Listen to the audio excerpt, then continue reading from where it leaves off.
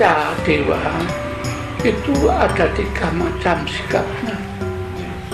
Sikap berdiri, sikap duduk, sikap berbaring. Ada Buddha itu di Thailand apa di Nepal digambarkan tiduran. Ada Buddha yang duduk, ada yang berdiri. Arca pun demikian. Siwa itu berdiri di Prambanan itu berdiri, semua arcanya kan berdiri. Tapi kalau yang pada ajar dewa agama Buddha itu kan gambarkan duduk. Sang Buddha di mendut duduk dengan kaki di depan, tapi pengikutnya Buddha tingkatan yang di bawahnya bersila. Sila itu ada sila 1 kaki, itu ada sila 2 kaki,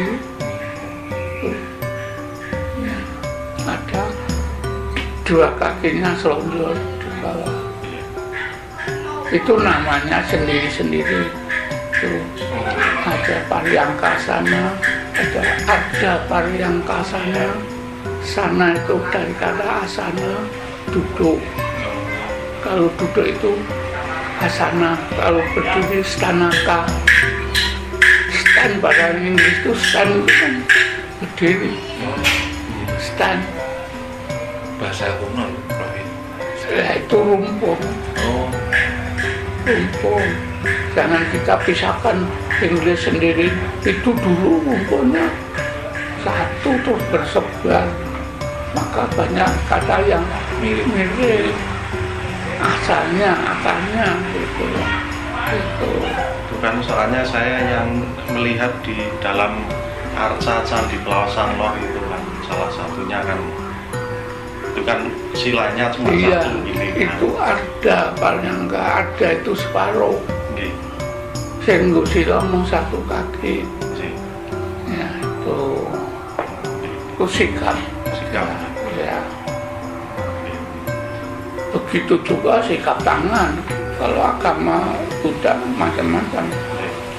Karena tata-kata itu ada Aksopya di timur, ada Ratnasambhava di selatan, Amitabha di barat, Amoghasiddha di utara.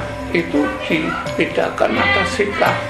Itu terlihat ketika Anda melihat di Candi Borobudur yang sebelah timur itu meskipun arcanya banyak, tapi semua arca yang di sisi timur itu 1 jenis Aksopya.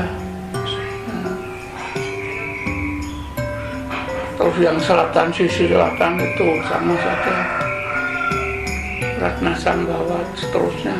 Karena ini kan arca kan sebagai pelindung wilayahnya masing-masing. Nah sekarang di Hindu, kenapa Anda kalau melihat candi Hindu itu arca Agastya, ngerti arca Agastya di ruang mana?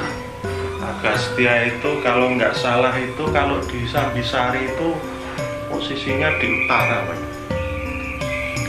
Kalau di candi lain? Wah kurang tahu, kalau di Candi Cu masalahnya nggak ada. Nah Agastya itu selalu di selatan. Di selatan gimana? Baik arca itu menghadap candinya ke timur ataupun candinya menghadap ke barat, arca Agastya itu selalu ditempatkan di selatan aslinya. Agastya kok resi kok ini. Iya. Maknanya apa ya Pak? Maknanya kan si Agastya itu menyebarkan ilmunya kan dari India Utara ke India Selatan. Terus ke Indonesia kan juga ke arah selatan. Itu. Berarti yang di utara itu Durga. Yang di utara itu selalu harus Durga. Oke. Kemudian yang di belakang, kalau candinya menghadap ke timur itu berarti yang ada yang menempel di barat. Kalau candinya menghadap ke barat itu acaranya menghadap ke timur itu selalu Ganesha. Tuh, itu posisi tuh sudah pakem gitu.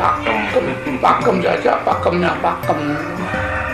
Kalau ada nemu kok jenengan lihat acaranya Agasa kok ada di utara, itu sudah dirubah manusia itu. Cuma kok kalau di candi Hindu itu yang umum ya, bukan yang Prambanan ya, kok Arca Siwa kok, apakah itu sudah diwakilkan oleh Linggayoni atau Siwa sebagai Mahadewa gitu? Kayaknya nggak ada ya. Gimana? Istilahnya kalau di candi Hindu yang umum gitu loh, bukan yang Prambanan loh ya. Apakah itu sudah diwakilkan oleh Agastya itu? Bukan.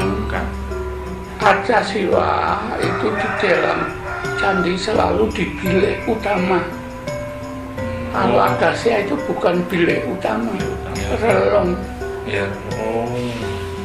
Itu di bilik utama mesti Siwa, tetapi Siwa dalam diwujudkan sebagai antropomorfis manusia itu juga diwujudkan dalam bentuk lambang, yaitu lingga.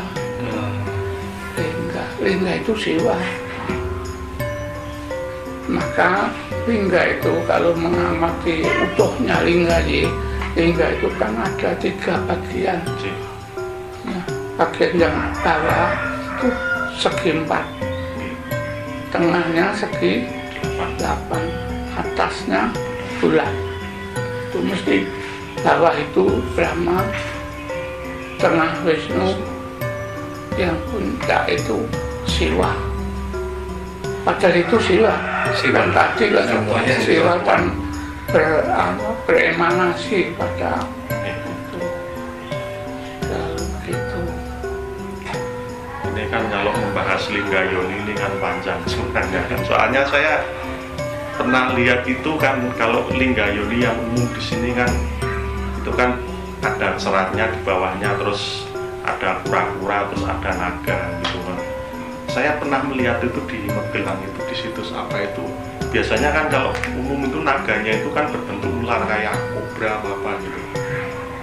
Ini kok naganya itu kepalanya 3 gitu, bukan 1. Itu apakah? Itu pada Yoni, bukan pada Lingga. Iya, pada Yoni. Pada Yoni. Nah itu kan ornamentasi, simbolis. Ya senimannya kadang-kadang bukan naga menggambarkannya, kadang-kadang kura-kura. Kenapa? Naga, kura-kura itu binatang air bawah, dunia bawah. Kalau Gajah Mina itu? Gajah Mina itu gajah dan ikan. Itu termasuk mitologi juga? Iya, itu kalau di sini orang mengenal itu sebagai Makara. Makara itu binatang yang di bawahnya itu. Maka selalu tiap tangga naik itu selalu biasanya itu kala Makara. Kala itu bagian atas, di atas ambang pintu, terus di kanan kiri pintu masuk itu yang Makaranya. Tidak di Prambanan itu dan di yang lain itu Makara itu perwujudan seperti gajah, mulutnya gajah berlalai gitu. Maka Makara lambang apa tuh? Lambang dunia bawah. Maka selalu toh Makara itu ditempatkan, dilukiskan di bagian bawah. Nggak pernah Makara itu di bagian atasnya. Soalnya itu ada. Jadi ini nggak tahu, jadi di banyak tempat itu ada yang menganggap bahwa itu hewan beneran, ada yang bilang itu mitologi. Cuman kebanyakan mereka sudah kehilangan makna. Sebenarnya berhubung saya di jurusan grafis ya Prof, biasanya hal-hal itu kan perlambang ya. Cuman kebanyakan itu sudah lupa akan maksud perlambang ini apa gitu. Ya, semua benda yang dibuat oleh manusia itu sebenarnya mengandung pelambang. Semua orang yang benda modern saja dibuat, orang buat wayang itu pelambang. Kalau itu dibuat loh ya, itu semua pelambang. Tapi yang bisa menafsirkan, yang mengetahui lambang apa kan yang membuat itu sendiri. Itu. Kecuali kalau itu lambang itu universal juga. Ya itu terus tuh dunia atas, dunia bawah gitu. Variasi ini alaminya juga macam-macam. Bahkan di internet itu ada yang ada hewan laut meninggal dikira kalaminal gitu. Oh, kalaminal nggak ada. Kok kalaminal apa? Makara. Gajah minau, gajah minau.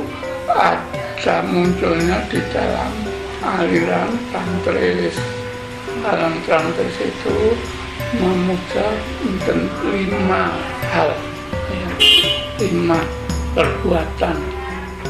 Nah, kalau Jawa ada istilah Mamsa, Maituna, ya. 5. 5. Panca Makara. Panca itu 5, Ma itu aksara Ma, Kara itu perbuatan. 5. Ada Maituna, itu binatang. Tapi salah kaprah orang Jawa. Terus ada binatang pasangannya Maituna, Mintuna itu disebut Mimi. Iya. Apa no Mimi? Nggak ada.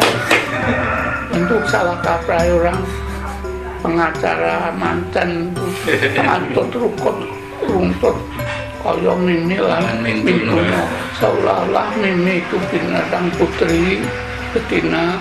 Mintuna itu pada kata Mintuna itu perkembangan dari Maituna.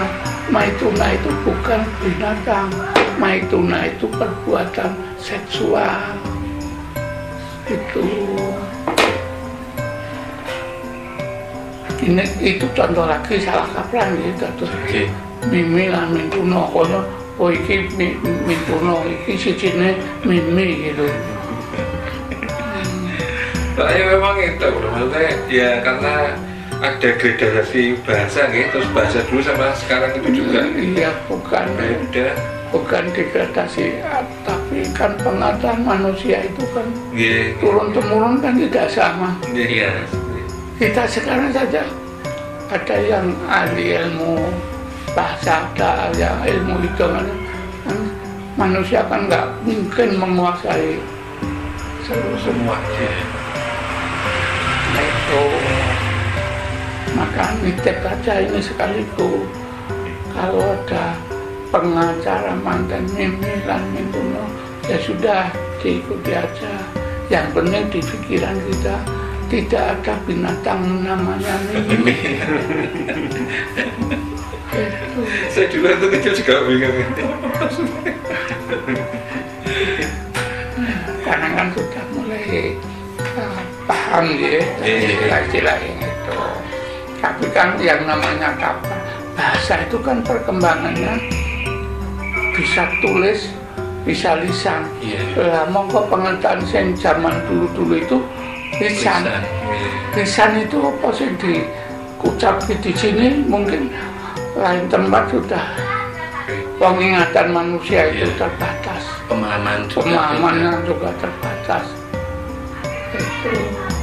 Ini Prof ngendika 3 orang ini mungkin penangkapannya udah beda. Iya, karena keahliannya sendiri-sendiri. Kita tidak bisa menyalahkan dan membenarkan. Budaya itu semuanya yang sudah diakui dan diikuti, dianut bersama oleh masyarakat, yaitu budaya. Maka budaya yang masyarakat kelompok sini berbeda dengan kelompok sini, karena budaya kan alat untuk mengatur kehidupan. Iya. Itu Terus sarana. ada lagi tuh yang gini, Bro. Memang secara garis besarnya ada kesamaan, tapi detailnya itu berbeda-beda. Itu termasuk variasi atau gimana? Detail apa? Jadi budaya. Jadi mungkin kesamaan kayak Jawa Tengah, Jawa Timur kesamaannya mungkin sama, Jawa Barat mungkin kesamaannya sama, tapi ada detail-detail yang di sini dilakukan, di sana enggak, di sini dilakukan, di sana enggak, kayak gitu-gitu. Itu masuknya dalam subbudaya atau? Nah, budaya itu kan ada akarnya. Iya. Nah, akar kan terus berkembang menjadi pohon. Kalau pohon itu masih satu ya, pohon. Iya. Tapi kalau sudah cabang, bercabang-cabang. Kalau sudah ranting, lebih banyak lagi. Kalau sudah daun, lebih Iya. banyak lagi. Itu. Jadi adat istiadat itu intinya akarnya sama, konsepnya sama, tapi pelaksanaannya itu seperti pohon ini. Iya. Di sana ada, di sini tidak ada. Iya. Padahal konsepnya sama, Iya. gitu. Konsep menghormati arwah nenek moyang kita, leluhur kita saja kan sudah beda macam-macam. Ono sing nganggo nyadran, ono sing ora, ono sing blas ora jenguk kuburannya. Ya itu kan sininya konsepnya lain. Beda-beda. Mungkin itu tidak bisa lah, tidak kita menyalahkan lah. Ya sudah. Tuh. Ya memang begitu Iya. budayanya. Maka terus kalau memang Anda sudah mengikuti itu ya silakan, tetapi jangan menyalahkan yang saya ikuti. Betul. Itu Iya. penyenangan gitu, monggo itu kan penyenangan, tapi saat ini itu. Jadi kita sudah diajarkan saat dulu itu tidak bisa memaksakan kehendak. Kalau kehendak itu dari yang pikir, Iya. gitu. Iya. Jadi intinya memang tidak ada yang semua itu kan sama, maksudnya ya baik bagi pelakunya. Iya. Iya. Ngerewot itu. Ya itu. Kadang dalam kehidupan modern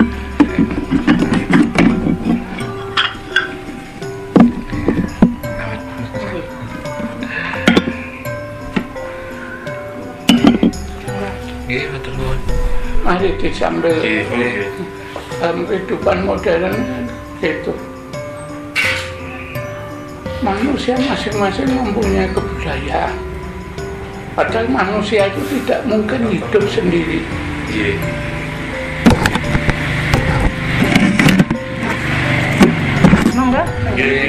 Monggo kita rehat dulu.